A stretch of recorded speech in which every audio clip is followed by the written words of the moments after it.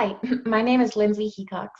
I'm 20 years old. I'm an athlete and I'm currently part of the team that is suing the state of Idaho. I'll get to that story soon.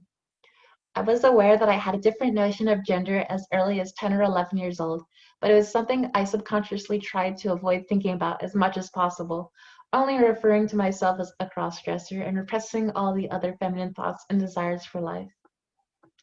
By late high school, I knew I'd probably be happier living as a woman, but for some reason I didn't want to accept that I was trans. Finally, in May of my senior year, I shed the remaining doubt that I was just a cross-dresser and came out to myself as a transgender girl. I guess I couldn't come up with any excuses not to transition anymore, since now I was leaving the state for college and there was no longer the fear of what people who knew me already would think. Coming out to my mom was a big step, since that began the process of seeing a therapist specializing in gender identity, which led to my prescription of hormone replacement therapy.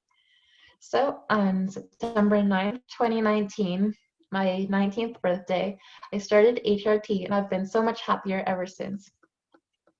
My experience running, specifically as part of a team, has been amazing. Somehow I just knew running was my passion before even joining my high school's cross-country and track teams. The presence of others who enjoyed the sport like me made it even better. It's not an easy sport, but it sure is rewarding.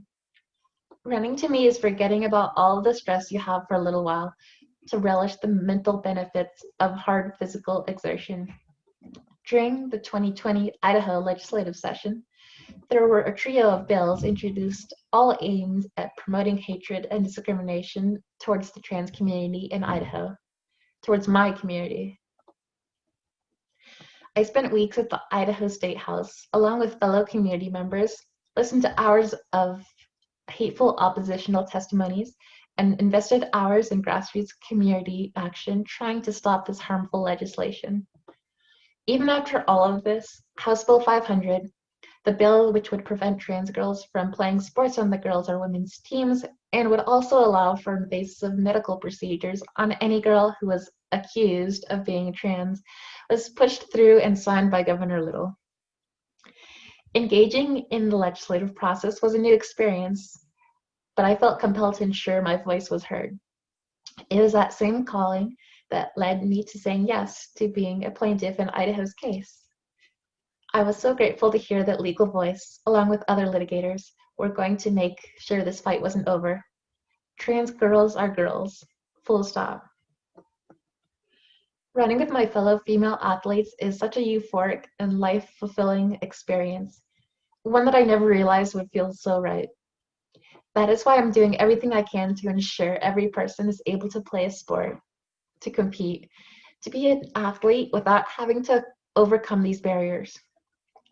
And this is why I'm here, asking for you to dig deep and to donate to Legal Voice so we continue to fight. Your support for organizations like Legal Voice ensures that fights like mine don't end when legislators pass hate-riddled bills whose only purpose is to further oppress communities already experiencing the most harm. Knowing that there are organizations like Legal Voice who support me and who will go to bat for me is priceless. I know I'm not in this fight alone. Your support allows us to continue the fight so one day we can achieve equity and liberation for all of us. This is a marathon race, but together, I know we can cross that finish line. Thank you.